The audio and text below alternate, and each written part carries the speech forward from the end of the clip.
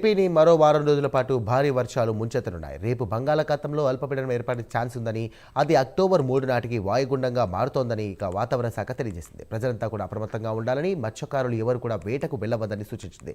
రాగల వారం రోజుల పాటు కూడా కోస్తా తీరంలో గంటకు 40 నుండి 50 కిలోమీటర్ల మేర వేగంతో ఈదురుగాలులు వీస్తాయని తెలియజేసింది. మరింత సమాచారం మా కరెస్పాండెంట్ చంద్రశేఖర్ అందిస్తారు.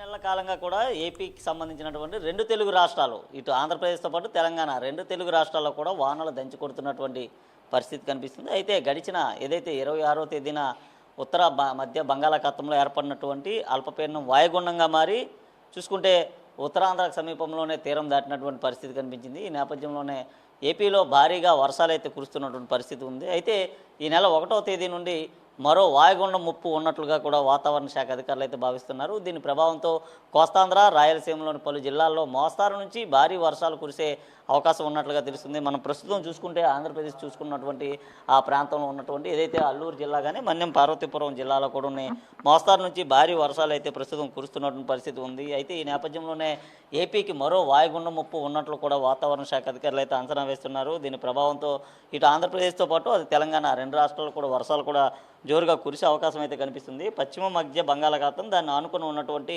ఉత్తర కోస్తాంధ్ర ఏదైతే ఉందో ఆ ప్రాంతంలో ప్రస్తుతం అయితే ఆవర్తనం ఉన్నటువంటి పరిస్థితి అయితే కనిపిస్తుంది. అయితే ఈ ఆవర్తనం కారణంగా కూడా ఏదైతే ఉత్తర అండమాన్ పరిసర ప్రాంతాల్లో మరికొద్ది గంటల్లోనే ఈ ఆవర్తనం ఏర్పడేటటువంటి పరిస్థితి అయితే కనిపిస్తుంది. దీని ప్రభావంతో ఇటు పశ్చిమ దిశగా కూడా ప్రస్తుతం అయితే అది కదిలేటటువంటి పరిస్థితి ఉంది. రేపు బంగాళాఖాతంలో అల్పపీడనం ఏర్పడేటటువంటి అవకాశం అయితే కనిపిస్తుంది. అల్పపీడనం కాస్త బలపడేటటువంటి అవకాశాలు అయితే ఉన్నాయి. అల్పపీడనం బలపడిన తర్వాత అది వాయుగుండంగా కూడా మారే అవకాశాలు ఉన్నట్లుగా తెలుస్తుంది. ముఖ్యంగా చూసుకుంటే అక్టోబర్ 2వ తేదీ నాటికి వాయుగుండంగా మారే అవకాశాలు ఉన్నాయంటూ కూడా వాతావరణ శాఖ అధికారులు అయితే అంచనాకు వచ్చారు. దీని ప్రభావంతో ఆంధ్రప్రదేశ్లో ఉన్నటువంటి పలు జిల్లాలు దాదాపు మనం చూసుకుంటే ఏదైతే కొన్ని జిల్లాలకు చూసుకుంటే ఎల్లో అలర్ట్, మరి కొన్ని జిల్లాలకి గ్రీన్ అలర్ట్ను కూడా ఇచ్చినటువంటి పరిస్థితి అయితే కనిపిస్తుంది. ముఖ్యంగా చూసుకుంటే ఇటు విశాఖపట్నం, శ్రీకాకుళంతో పాటు అలాగే మరికొన్ని ప్రాంతాలు ఏవైతే ఉన్నాయో కాకినాడ, ఈ ప్రాంతాల్లో కూడా చూసుకోవచ్చు భారీ వర్షాలు అయితే కురిసేటటువంటి పరిస్థితి కనిపిస్తుంది. మరికొన్ని ప్రాంతాల్లో చూసుకుంటే అతి భారీ వర్షాలు కురిసేటటువంటి ప్రదేశాలు ఏవైతే ఉన్నాయో ఇటు అల్లూరు జిల్లాతో పాటు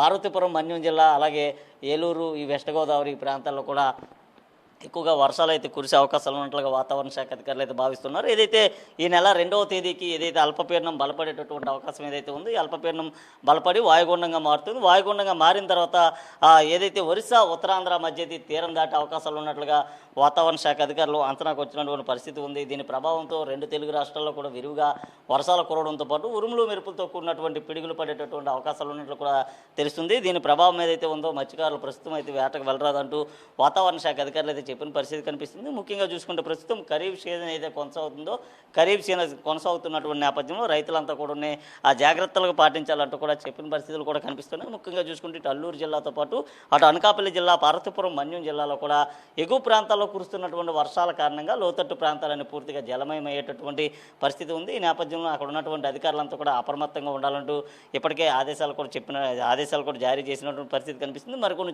ప్రాంతాలు చూసుకుంటే ఇటు అల్లూరు జిల్లాకు సంబంధించి ఇటు అరకు, పాడేరు, చింతపల్లి ఈ ప్రాంతాల్లో కూడా కురుస్తున్నటువంటి భారీ వర్షాల కారణంగా కొన్ని ప్రాంతాల్లో కొండ చర్యలు విరిగిపడేటటువంటి అవకాశం కూడా కనిపిస్తుంది. ముఖ్యంగా చూసుకుంటే ఆ అల్లూరు జిల్లాకు సంబంధించినటువంటి పాడేరు ప్రాంతం, కొయ్యూరు ప్రదేశంలో కూడా కొండ చర్యలు విరిగిపడినటువంటి పరిస్థితి కూడా ఉంది. ఈ నేపథ్యంలోనే పైనుంచి కురుస్తున్నటువంటి భారీ వర్షాల కారణంగా లోతట్టు ప్రాంతాలన్నీ పూర్తిగా జలమయమయ్యేటటువంటి అవకాశం అయితే కనిపిస్తుంది. అయితే ప్రస్తుతం ఏదైతే బంగాళాఖాతంకు సంబంధించినటువంటి ఆవర్తనం ఏదైతే కొనసాగుతుంది, ఈ ఆవర్తనం అక్టోబర్ 1, 2, 3 తేదీల్లో కూడా ఎఫెక్ట్ ఉండేటటువంటి పరిస్థితి కనిపిస్తుంది. ముఖ్యంగా 1వ తేదీనే ఆవర్తనం కొనసాగేటటువంటి అవకాశం అయితే ఉంది. 2వ తేదీకి అది బలపడి అల్పపీడనంగా మారేటటువంటి అవకాశం ఉంది. 3వ తేదీకి అల్పపీడనం కాస్త వాయుగుండంగా మారి అది మరి ఎంత బలపడేటటువంటి అవకాశం ఉంది.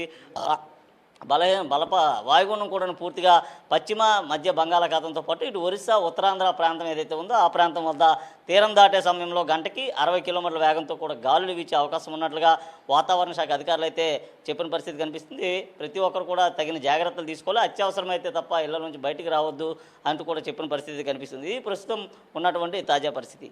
వీడియో జర్నలిస్ట్ సుధాతో చందు, ప్రైమ్9 విశాఖ వాతావరణ కేంద్రం నుండి.